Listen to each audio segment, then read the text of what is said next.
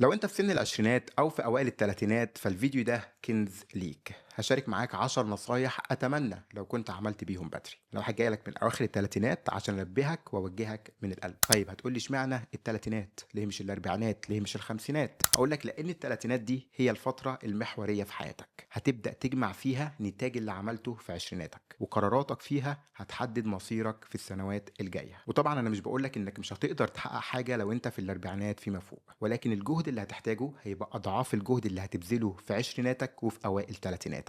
فتعال نسمع مع بعض نصيحه نصيحه. اول نصيحه، اياك تستهتر بصحتك. ومش بقول لك صحتك انك تروح تعمل رياضه وخلاص على كده، ولكن صحتك بشكل عام، صحتك العقليه، صحتك النفسيه، وصحتك الجسديه. من بعد الثلاثينات بيبقى في منحنى مفاجئ مستنيك، والمنحنى ده ما بيرحمش. اي وقعه بسيطه او انحراف منك هيبقى ليها تاثير غويط. هتلاقي وزنك بيزيد بمنتهى السهوله، عظمك بيتقل بسرعه، مفاصلك بتتعب بسهوله، مودك بيتغير في ثواني، هرموناتك بتقل. فلو جاي من العشرينات مش ظابط نفسك فاستعد للصدمات الكبرى. عشان كده اهتم بصحتك من دلوقتي. روح الجيم، ابني عضل، مارس التأمل، نام 7 ساعات بالليل، مارس اليوجا والاسترتشات، قلل الدهون في الأكل، اهتم بصحة سنانك، وتعلم ازاي تتحكم في التوتر وما تخليهوش يتملك منك. في حاجات كتير من النقط دي ما كنتش بهتم بيها لاني كنت مش بشوف اي تأثير لحظي، وتعبت عشان احط نفسي تاني على الطريق الصح. تاني نصيحة، استثمر فلوسك. كل ما بتعدي بيك السنين كل ما بتقل الفايدة اللي هتجيلك من استثمارك، كل ما هتقل قدرتك على امتصاص اي خسائر مالية. عشان كده لازم تبتدي تستثمر اي مبلغ بسيط في اسهم الشركات العالمية الكبيرة اللي بتستخدم منتجاتها يوميا. وبمجرد ما يجيلك عائد كويس منها ابتدي استثمر في اي عقار، ان شاء الله حتى تكون شقه اوضه وصاله. لو عملت الكلام ده في سن العشرينات حرفيا مش هتحتاج تشتغل وانت في الاربعينات. طبعا ده مع اعتبار انك بتاخد قرارات استثماريه حكيمه وبتقرا وتبحث في الشركه اللي ناوي تستثمر فيها، مش بتمشي ورا الاشاعات وخلاص. كتير من الناس بتفتكر ان الاستثمار هي انك تحوش عشان تشتري شقه، بس على ما بتحوش بيكون سعر الشقه زاد الضعف، وبتدخل في سباق انت فيه السلحفه والتضخم هو النمر. فعشان تتجنب المعضله دي ابتدي استثمر على قد اي فلوس معاك. لو معاك مبلغ صغير بيطلع من مرتبك شهريا حطه في اسهم، ولو معاك مبلغ كبير يجيب لك عقار اشتري واجره. تالت نصيحه، اتعلم مهارات المستقبل. لازم قبل ما تيجي تتعلم اي مهاره جديده تسال نفسك هل المهاره دي هيبقى ليها وجود بعد 5 سنين من دلوقتي؟ هل الناس هتحتاج المهاره دي بغض النظر عن الابتكارات اللي بتحصل في السوق؟ تعال بص على مهاره زي مهاره الترجمه. من حوالي 10 سنين المهارة دي كانت مهمة جدا، لكن بعد كده طلع لك جوجل ترانسليت وأدوات الذكاء الاصطناعي، والأدوات دي بقت أحسن وأحسن، ومحدش هيدفع في المهارة دي نفس اللي كان بيدفعه قبل كده. عشان كده لما تيجي تختار مهارتك دور على المهارات اللي مفيش أدوات هتقدر تاخدها وابدأ اتعلمها. رابع نصيحة، اتقن اللغة الإنجليزية. وما اقصدش انك بس تعرف كلمات وجمل وخلاص، ولكن تتقن مخارج الحروف والنطق والمحادثات. لو انت شخص عايز يحقق نجاحات مهنية كبيرة يبقى لازم تتحدث الإنجليزية باحترافية. لما تبدأ بدري هيبقى عندك مساحة تتطور، وتوقعات اللي حواليك عن مدى إتقانك للغة مش هيكون عالي. لو انت في اواخر الثلاثينات فانت ممكن تكون عايز تبقى مدير ولا عايز تبقى رئيس قسم، وفي المستوى ده اي غلطه بتعملها بتبان بسرعه. لكن وانت في العشرينات الناس بتبقى عارفه انك لسه بتكتسب خبره والاخطاء وارده. ده غير ان كمان اتقانك للغه الانجليزيه بدري هيخليك تقرا وتتعلم من مصادر قويه ومن ناس مخضرمين هيخلوك سابق اللي حواليك بمراحل. خامس نصيحه، اختار الشريك الصح.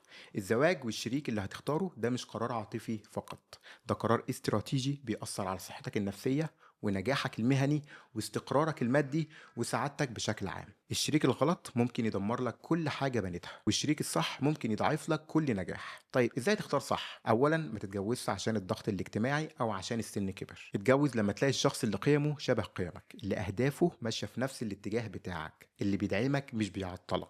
وتاني حاجة، اتكلم عن كل حاجة قبل الجواز: الفلوس، الأهداف، الأطفال، أسلوب الحياة. ما تسيبش حاجة للصدفة. وتالت حاجة، راقب ازاي الشخص ده بيتعامل مع المشاكل، مش ازاي بيتعامل في الأوقات الحلوة، لأن الحياة مليانة مشاكل ولازم تعرف شريكك هيبقى معاك ولا عليك. سادس نصيحة، ادرس قراراتك عشان محدش هيلحقك. دي الحقيقة اللي أنا عايزك تعيش بيها.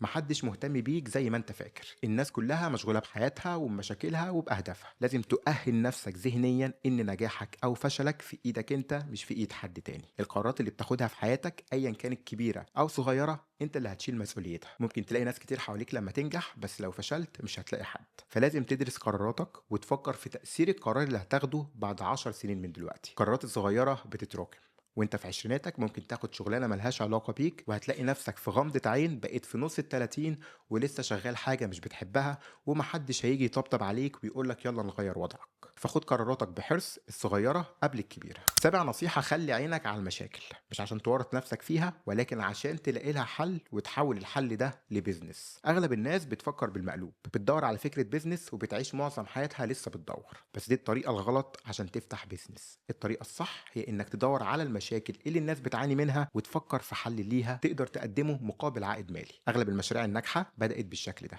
الناس بتشتكي من التاكسيات والانتصار، خد اوبر. الناس بتشتكي من الفنادق وتكاليفها، خد اير بي ام بي. الناس بتشتكي من شرايط الفيديو والتأجير، خد نتفليكس. لو عودت نفسك من بدري على اصطياد المشاكل، في كام سنة هيكون عندك بيزنس مربح. فابتدي دور على خدمات الناس بتشتكي منها، منتجات مش قايمة بدورها مظبوط، شريحة في المجتمع مهمشة، وانت هتلاقي هناك كنز لمستقبلك. تامن نصيحة: اتعلم التسويق. هتقولي طيب انا مش عايز اشتغل في التسويق. هقول لك بس انت اكيد عايز تسوق لنفسك في فرص التوظيف، ولا عايز تسوق لفكرتك مع مديرك، ولا عايز تسوق لنفسك في المجتمع اللي انت عايش فيه. شغلي في التسويق علمني ان المهارة دي مهارة حياتية مش احترافية. بدون علمي للتسويق ما كنتش هقدر ارتب لك النصايح اللي بقولها في الفيديو ده، وما كنتش اصلا هعرف اعمل قناة ولا اتكلم. التسويق بيعلمك ازاي تفهم الناس اللي حواليك، ازاي تتكلم عن نفسك صح، ازاي تكسب الناس في صفك وتأثر في قراراتهم. وانا مش بقولك طبعا اتعمق في التسويق، ولكن افهم اساسياته. لو انت مش شغال في التسويق اعتبر نفسك المنتج وافهم التسويق عشان تسوق لها مظبوط. تاسع نصيحة: سافر كلما أتيحت الفرصة. السفر مش رفاهية وأجازة فقط، السفر استثمار في نفسك، بيخليك تشوف العالم من زوايا مختلفة، بيعرفك على ثقافات جديدة، وبيفتح عقلك على أفكار وطرق تفكير مختلفة، وبيخليك ناضج فكريا أسرع من أي حد تاني. ما تستناش الفلوس تكتر وما تستناش الوقت المناسب، سافر كل ما تجيلك فرصة حتى لو جوه بلدك أو بميزانية محدودة. السفر بيعلمك حاجات الكتب مش هتعلمها لك، بيعلمك تتأقلم، تحل مشاكل، تتعامل مع ناس مختلفة، تخرج من منطقة الراحة أو الكومفورت زون بتاعتك، وكل دي مهارات بتنقلك لمستوى تاني في حياتك. عشان نصيحة: قول اللي في قلبك. مع الوقت في جملة كده هتظهر في معجم مصطلحاتك، وهي يا ريتني كنت قلت الكلمتين دول وقتها. في مواقف كتير هتقابلها هيبقى جواك كلمتين عايز تقولهم بس مش قادر، خايف بقى ولا قلقان ولا مش عايز تعمل مشاكل. والمشكلة انك لما تكبر شوية هتلاقي المواقف دي بترجع لك تاني، وبتندم انك ما قلتش اللي كنت عايز تقوله، او هتلاقي غيرك قاله وبقى في حتة تانية خالص في حياته. وصدقني انت مش عايز تعيش احساس يا ريتني ده في حياتك. فلما يبقى في كلمتين جواك، او يبقى عندك فكرة، او يبقى في رد شايف انه انسب رد للموقف اللي انت فيه، قوله وشاركه. كبيرها انك هتترفض، بس الرفض مهم عشان تتعلم. وزي ما قلت لك في فيديو قبل كده، اترفض اكتر. ودول كانوا 10 نصايح اتمنى انهم يساعدوك، ولو استفدت باي معلومة يا ريت تدعم القناة، واراكم الاسبوع الجاي، والسلام عليكم.